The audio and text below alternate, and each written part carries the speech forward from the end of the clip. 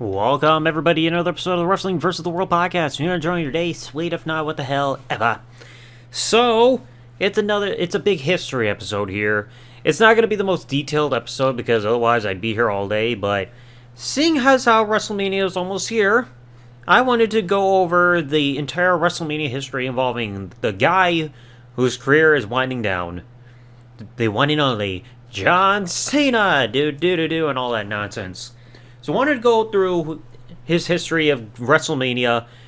I'm going to be starting at 20, going through 39. I'm not going to really go over 19 because what he did in 19 was on the pre-show / Sunday Night Heat, so it's not going to count.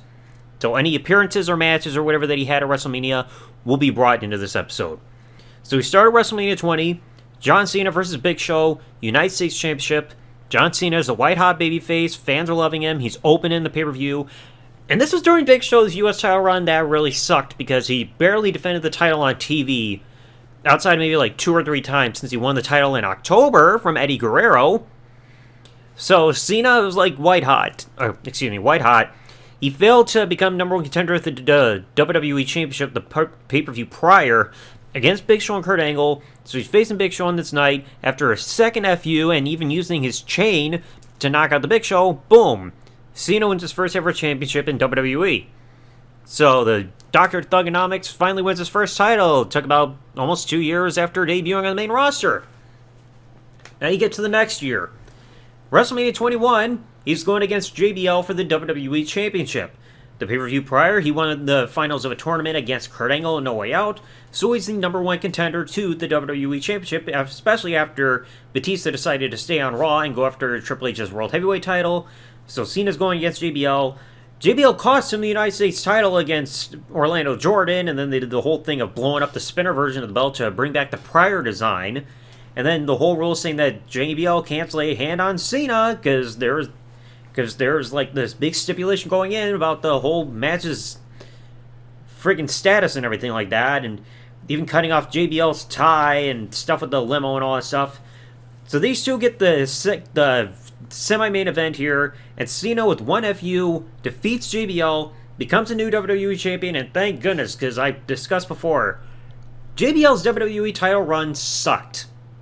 I get it lasted 9 months, 8 to 9 months, but that was still a terrible run when you look at the quality of the run. Now, after this, we remember Cena went to Raw, brought the spinner belt for the WWE Championship, and he started to get the mixed reactions, because at 22, he's going against Triple H. Triple H had been back on television regularly ever since Raw Homecoming, which was like in October 2005. Triple H had won a tournament, become the number 1 contender to the WWE Championship, winning a triple threat at the end against Rob Van Dam and Big Show. So he's going against Cena in Chicago. Well, technically Rosemont, but still, they keep saying Chicago like it's the backyard and everything.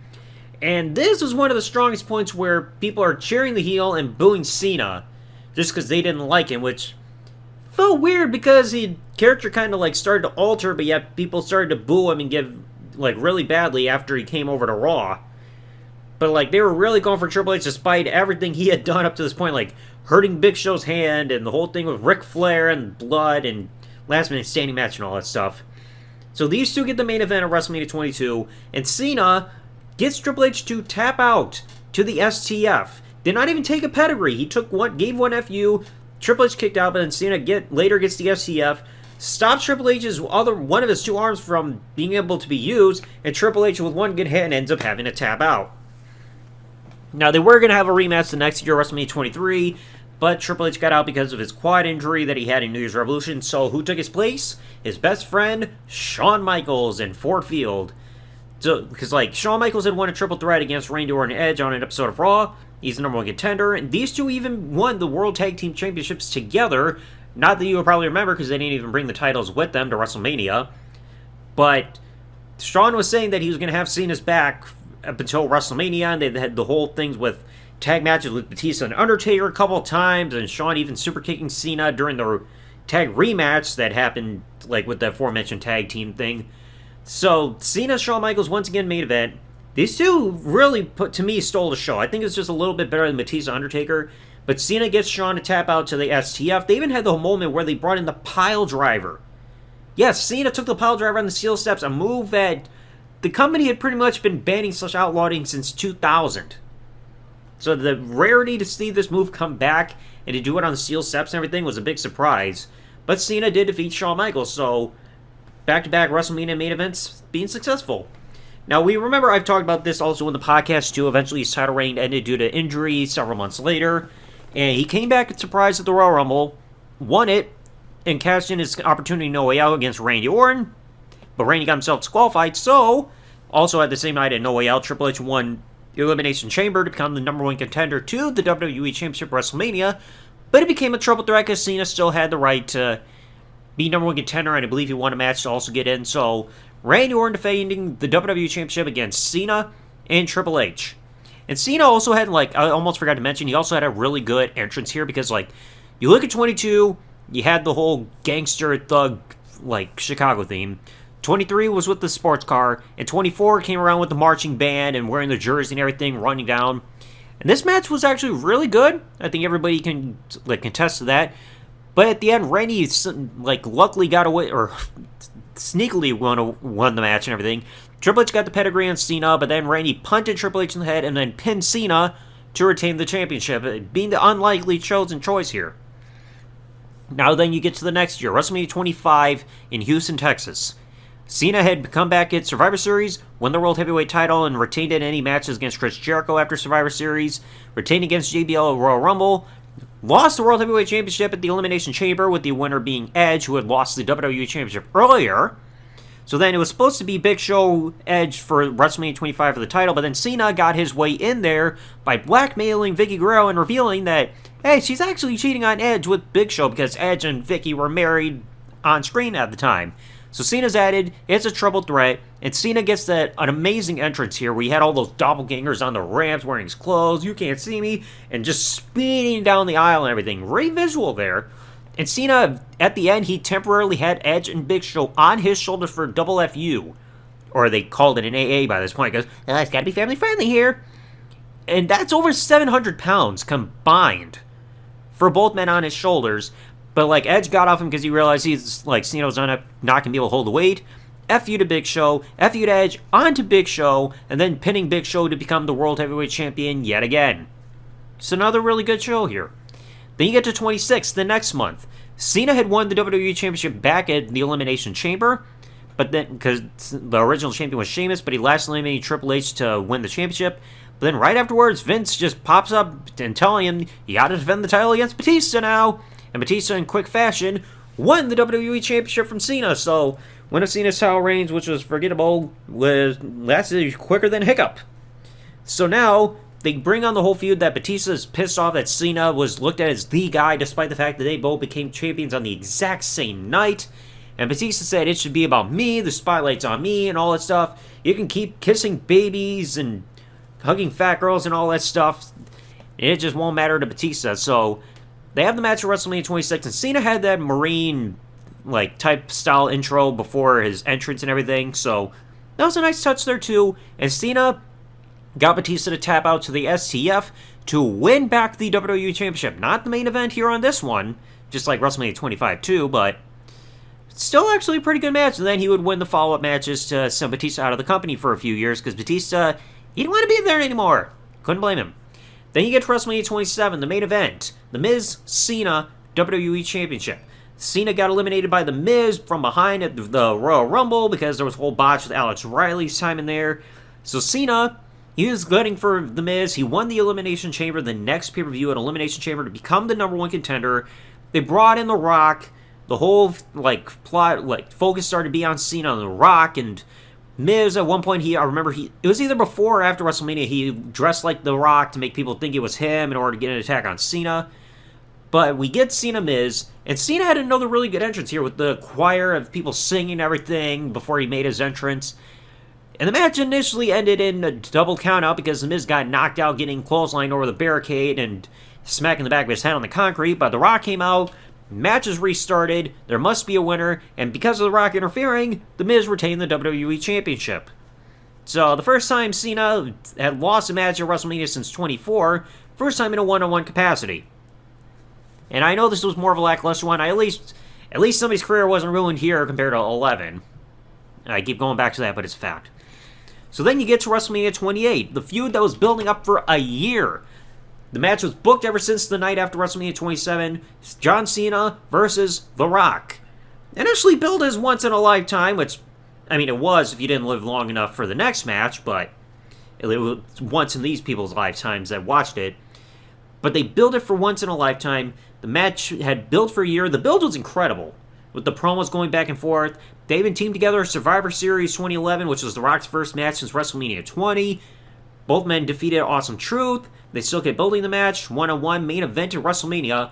Cena did not get a custom entrance this time. I don't know if it's because of time constraints or anything. It's like, I know there was the whole thing where Cena went to the bathroom so that Brodus Clay could have his moment with dancing with his mama and everything. So Cena gave time for somebody else, which is very commendable there. And Cena Rock main event of the show. And Cena, he tried to get cocky, doing like stealing the Rock's people's elbow. But The Rock caught him, rock bottom, and pinned Cena. And I even remember that this was pretty much the same way as what happened with the six-man tag at King of the Ring 2000, because that's how The Rock pinned Vince to win the WWE Championship in that main event there. So I just didn't realize it till recently. And then we know Cena lost. He went on that whole downward spiral there of like depression and having issues and everything going on in his career. He had some upsides, but he said initially this is what caused his downfall, because then this would lead to the next year, WrestleMania 29, the rematch against The Rock. The Rock defeated CM Punk at Royal Rumble and retained also at Elimination Chamber. Cena won the Royal Rumble, so now he decided, and after retaining his title shot against CM Punk later on, he decided, hey, he's going to go after The Rock, and he's all about redemption after his personal downfalls that happened that he blamed on The Rock because of what happened with his loss at WrestleMania 28. And now the WWE Championship's on the line for twice in a lifetime. So, I mean, thankfully the match at WrestleMania 28 was great. This one, not so much, because it just became a finisher fest. Just finishers, reversal finishers, stealing finishers, and feeling like it just felt like they had no idea what to do differently compared to the last one, because unfortunately we were deep, like really getting into this era where it's just finishers being spammed in matches and meaning nothing and constant reversals and everything. But Cena, he got the FU on The Rock, pinned him, won the WWE Championship, got his redemption there. So, I mean, it's a feel-good moment for Cena at least, but the match did not live up to expectations, especially because, like I said, you had the issues with the booking of the match and the fact that it's twice in a lifetime, so it retconned the advertising of the previous year. Yeah, it did not work.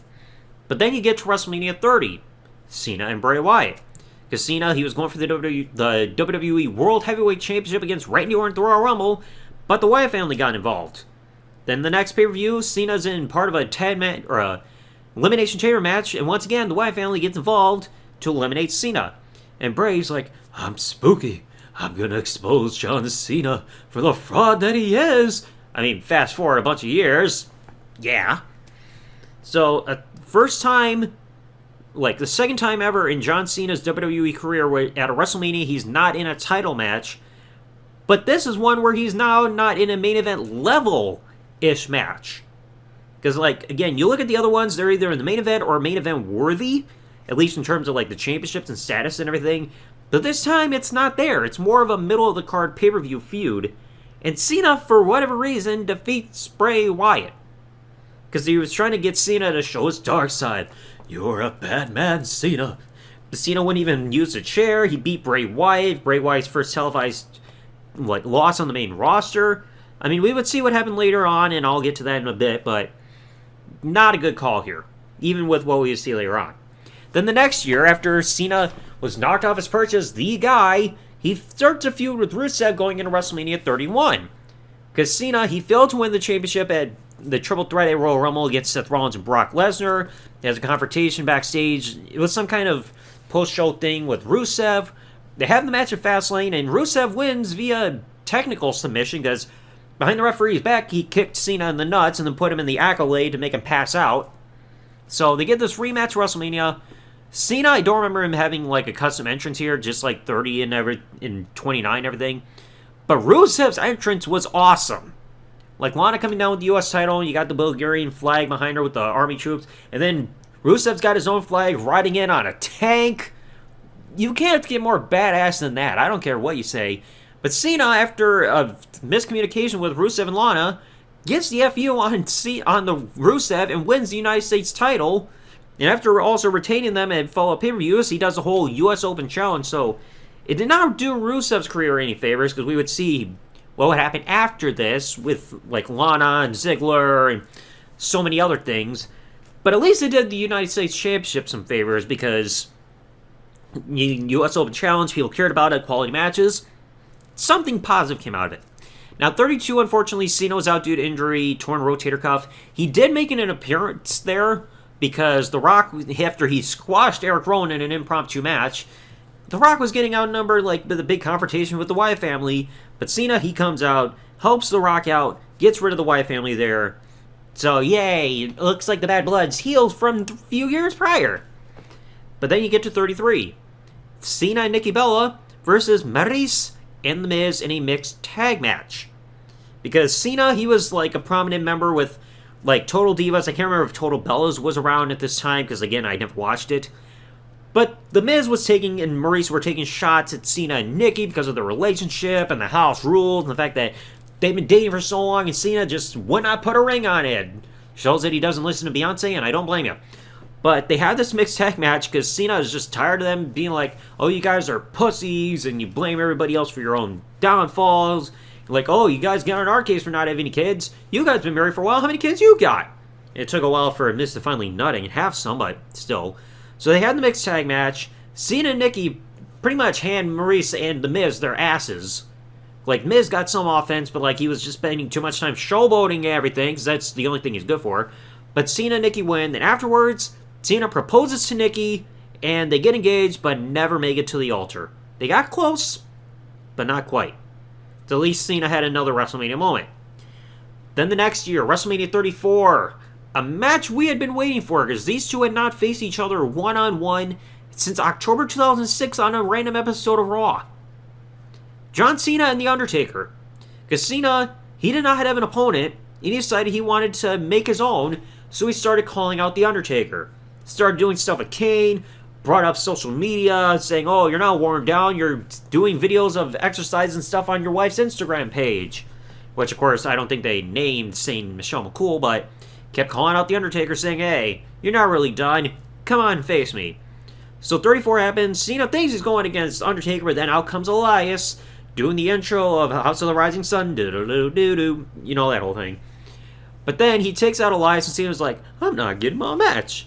But then out comes The Undertaker. His apparel in the ring disappears they left behind the year prior. Up comes The Undertaker, and in quick fashion, The Undertaker defeats John Cena in less than 3 minutes. Possibly the shortest match that Cena's had in a while in terms of a decisive finish and everything, but The Undertaker, I know he was looking forward to a competitive match with John Cena. I think we were all hoping that. But it just didn't happen. Then 35, Cena did not have a program, but Elias strumming the guitar, and out comes Cena, because once again we got to get a confrontation, but now he's doing the whole throwback to his Dr. Thugonomics thing. They have a brawl after Cena's doing his rap, and Elias gets laid out. It's expected again. Then 36, one of the most peculiar things we had ever seen, the Firefly Funhouse. The Fiend, he had lost the Universal Championship to Goldberg. Why? But now he's wanting a singles match against Cena, but then they bump it up a little bit and becomes the Firefly Funhouse, where the Fiend / Bray Wyatt, he's giving Cena a look into his past and possible different ways his career could have been different if he went through different trajectories. Like if he was pumping weights and behind a blue bar steel cage back in the 80s, or if he had joined the NWO, or reliving his debut on the main roster, his Duggar Thugonomics gimmick and everything. But then afterwards, the Fiend puts down Cena, Mandible Claw, and technically the Fiend did win. I mean, I think people kind of forget that like a pinfall counted here, even if it was Firefly Funhouse Bray Wyatt counting the pin while the Fiend did the Mandible Claw, but it's in the records book. The man himself, Bray Wyatt, did get a WrestleMania win here, and it was in front of no crowd, and we wouldn't see Cena having a match at a WrestleMania for another few years after this. Because then here comes the whole Hollywood thing calling and being busy, and of course a pandemic too, but Cena's time on television and everything would start to really become more scarce. But then you get fast forward now to WrestleMania 39, the first night. He's opening the show against Austin Theory for the United States title. Theory, he comes out against Cena, and he's initially wanting a challenge. He wants to face his idol. Then Cena's like completely tearing him apart on the mic. Just being like, hey, I'd rather be going bald than having them pipe in noises during the matches because nobody cares. Oh, you've got no brain, you got no heart, you got no balls, and smacks him in the nuts and everything. So he's making Austin Theory look like a chump going for the United States title. They have the match at WrestleMania. Austin Theory cheats and then still gets his finisher to defeat Cena. The match was lackluster. I mean, it was there. I mean, yeah, Austin Theory defeated John Cena, but it was not a noteworthy match, really, when you look at how the match was. And you would think they could use that as an opportunity to propel Austin Theory because, hey, you beat the guy who had the company on his back for such a long time, but yet his career never really went anywhere after this, especially when you look at what he went through. So, yeah, like, we would still see stuff like you saw also at WrestleMania 40. He got involved in the whole thing with the main event of the second night, which was great. But then now, you got this one coming up because he's facing Cody. Cena is now a heel for the first time since October 2003, and he's going for the championship against Cody.